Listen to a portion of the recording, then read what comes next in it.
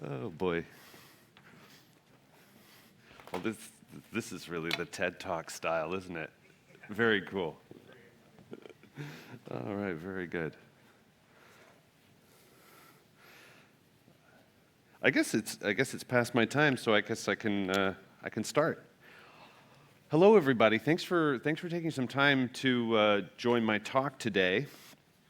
Um, I think the goal that I want to get across today is I'm not really here to blow your mind or tell you anything terribly groundbreaking. I think what I want to do is I want to remind you uh, basically how to get started with using BI, using basic reporting in your business. And I kind of want to help you break free from some of the excuses that I hear people saying, reasons not to do it, reasons why it's something for next year, and remind you that it's something you can start today without without putting everything else in your business on pause. My name is Colin Mayhew. I'm kind of the all-in-one Microsoft Business Applications specialist at Sherweb. What that means is that I know lots of weird stuff about Dynamics 365 and Power Platform. So if you want to learn really all the boring stuff about Power Platform and Dynamics, just find me later and I'll talk your ear off.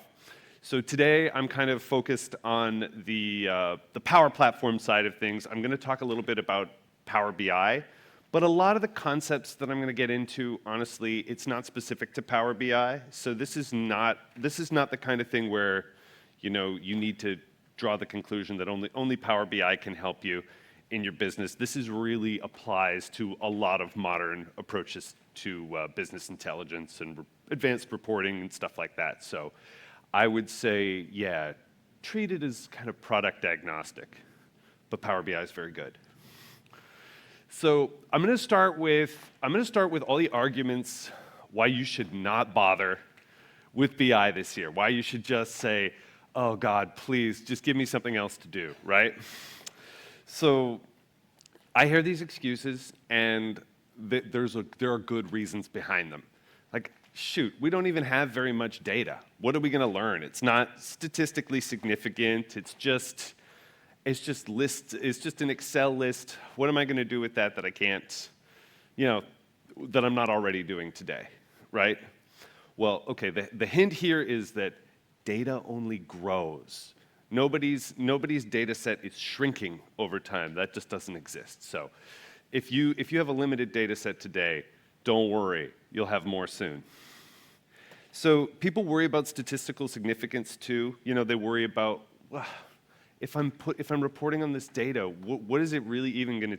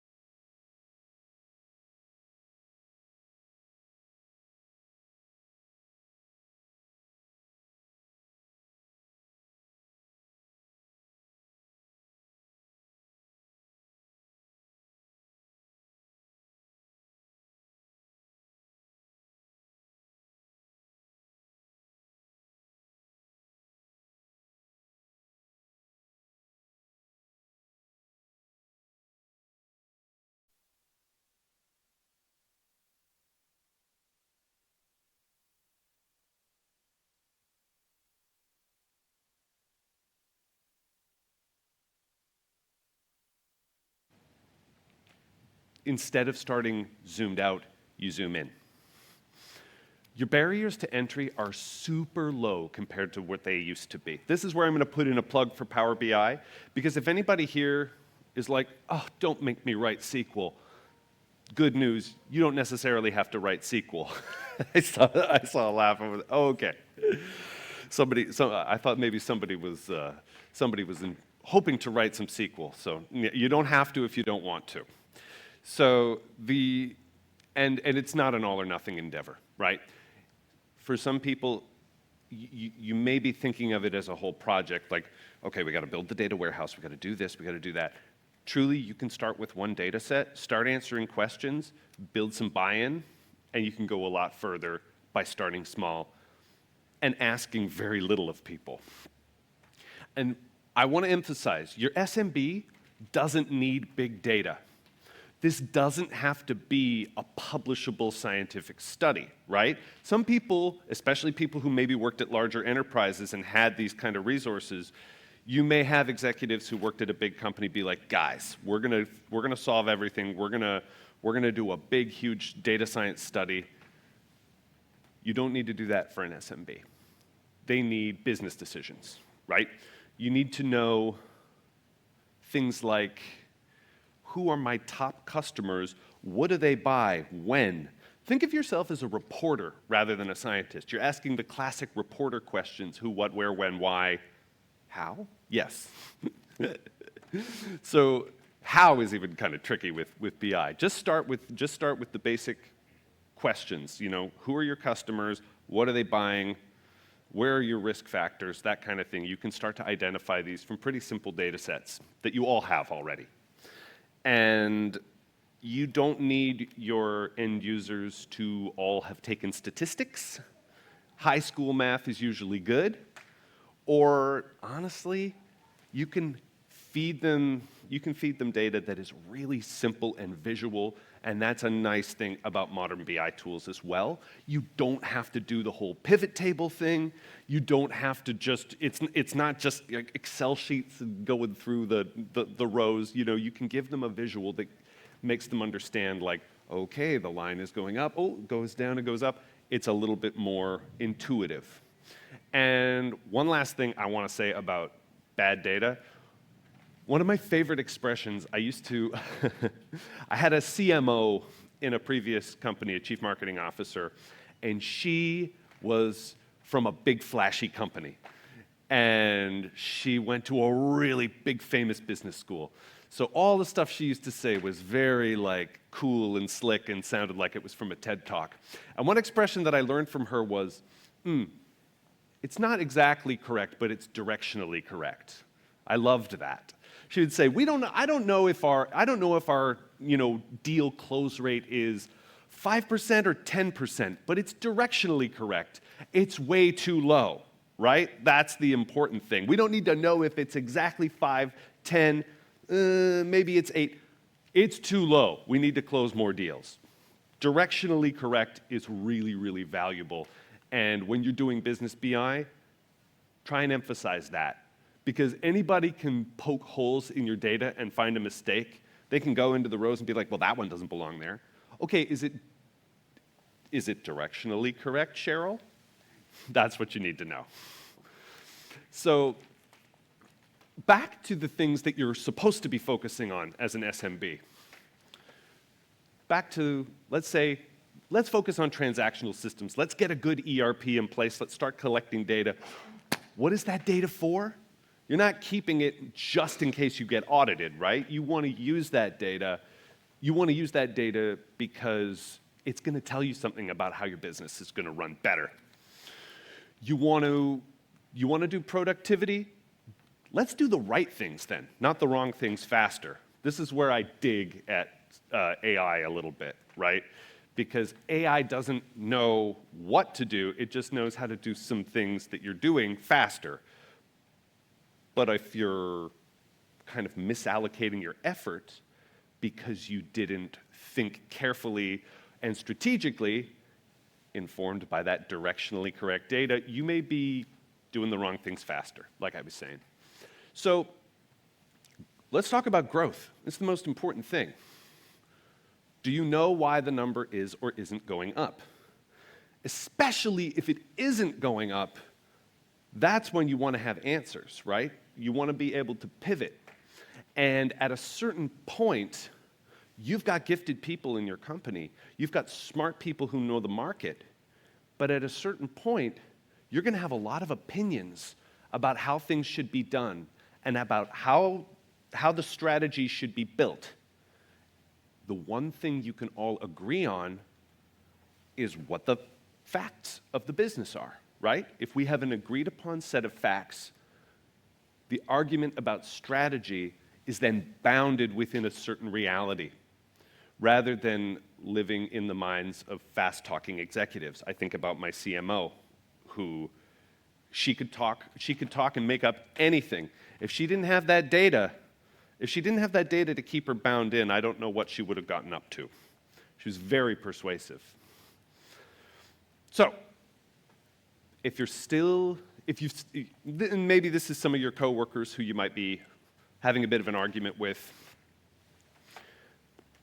Are you willing to do without data-driven decision making? Are you willing to go, is the CEO willing to go on his gut all the time? Or is he willing to go on his CFO's gut? Or his, you know what I mean? You want to have that agreement on reality that helps you pare down what to do.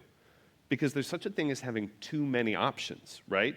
If you can eliminate options because you know what the problems are, what the opportunities are, you're having a much more effective conversation from the beginning. There's competitive advantage to think about too. Sometimes we encounter counterintuitive events in business. You may have a product line that is way overperforming what you expected. You should be asking questions about that. And wouldn't it be nice if you had a data set to dig into? So you start with that high level insight. Shoot, we're selling a great deal more of this product than we thought we were going to. To whom? For how much? When? All these questions can start to give you a sense of what you missed in the market. It can draw your attention to things that you need to know, and you can find competitive advantages that you may not have thought you were going to have. So operational efficiency is super important. You can look at opportunities to be more effective, especially if you're a supply chain-based company. This is one that is really worth keeping an eye on. There's so many steps in the process. Any kind of indication you have of where you're hitting bottlenecks is going to create efficiency for you. This is all dependent on your ability not just to have data, but to pull insights from it. And that's where modern BI tools are really great at this, because instead of just a list of rows, you can pull a visual that shows you where these bumps are, and it really helps you understand the data. And maybe if you're not maybe a spreadsheet person, not all of us are. Financial visibility and scalability. You won't need to sell this to your accountants and your finance team. They'll be on board. They're always good people to have on side when you're trying to get data, because they always want it. They've always got to report on these things. The easier it is for them, the happier they'll be. Now, there's a few different ways to roll out BI in your company, right? So you can start small, which I always recommend. And whether you start small or you go all in on a big project, and there's a lot of shades of gray in between, you can either start with a center of excellence of reporting analysts and data architects and people who are getting it all ready, and that way they can ensure consistency and governance. They can make sure that they're pushing out data that is vetted and acceptable and approved and all thumbs up. And that's a very responsible in some ways, and kind of it's a bit on the conservative side, but you know, data can be very sensitive. It's totally reasonable to want to have those guardrails on. But then there's also the decentralized model that you can follow, which is, guys, we're just going to give you some licenses, Power BI, and you know, see what you can come up with. Feed your functional data in there and see what you find, and if you hit some roadblocks, we'll help you. Maybe you've got some people with, maybe you've got a few reporting analysts who can help them with some finer details, or you've got some data architects that are doing some other stuff too who can help here and there, right?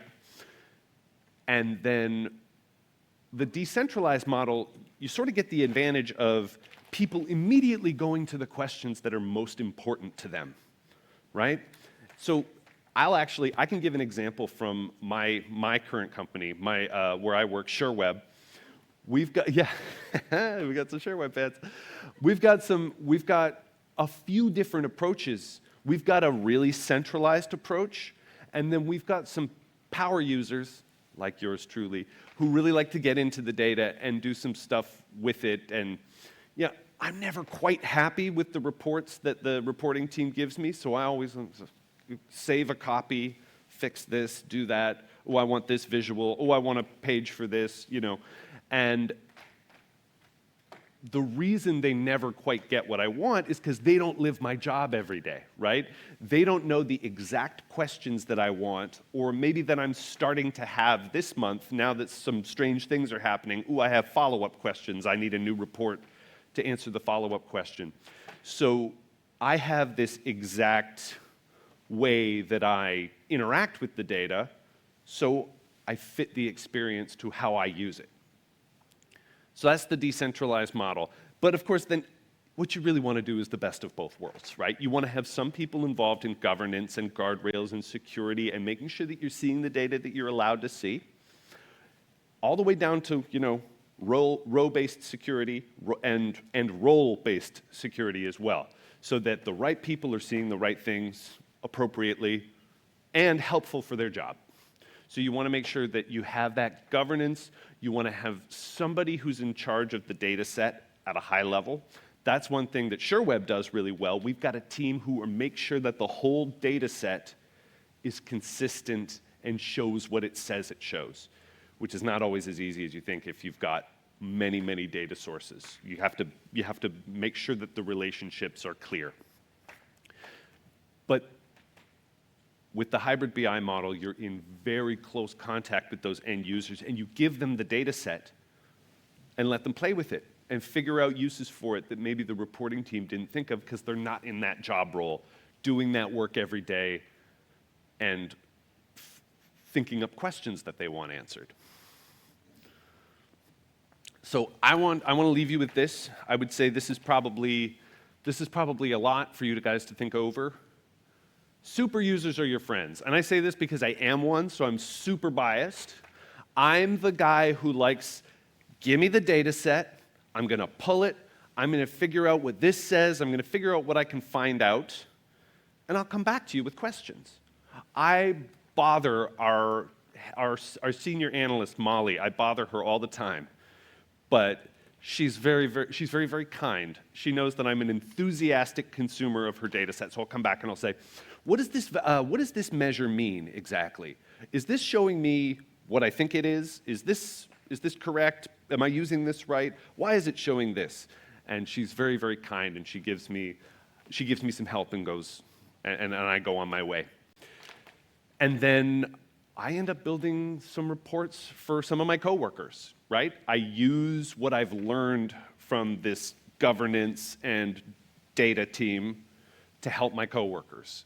So, you know, I hope that I'm helping others adopt the data in a more user-friendly way that matches their job role, because I have a bit of experience with some of my coworkers and how they work. You definitely want to leverage process owners too. If you have people whose job it is to supervise certain processes, these are people who are going to know exactly what data is missing to help them make better decisions along the way, right? These are the people who are going to have a long wish list And this is a great area to start finding your business case, because you'll need one, right? If you want to do some investment, if you want to carve out some time and investment for this, you find people who have really, really clear asks that you can put some money behind, right? Where can we save money if we know a little bit more about this, this, and this? Where can we deliver a better customer experience if we know this? These are the kind of questions you want to ask, and your process owners are going to help you find that. And then you nurture through training. You take your nerds, like me, and you give them some enablement. You teach them about the data set. You learn from them, and then you teach them, and you have them teach others, and it goes on and around and around. And then I think you're empowering a data-driven culture. That's the dream, anyway, where everybody at least has a report that they look at to help guide them, right? Not everybody's going to be a power user, but everybody has that set of facts that they agree upon. And that really helps people be on the same page in a work context. And that ultimately is what this is all for. So I hope that's where we're all shooting. That's my dream, and that's why I love talking about this. So that's all I had. If anybody has questions or comments, I have like 3 minutes left. If anybody wants to bring anything up, but yeah. Otherwise, thank you very much. All right. Thanks. And yeah, if anybody wants to know about Dynamics or Power Platform, I will talk your ear off. So.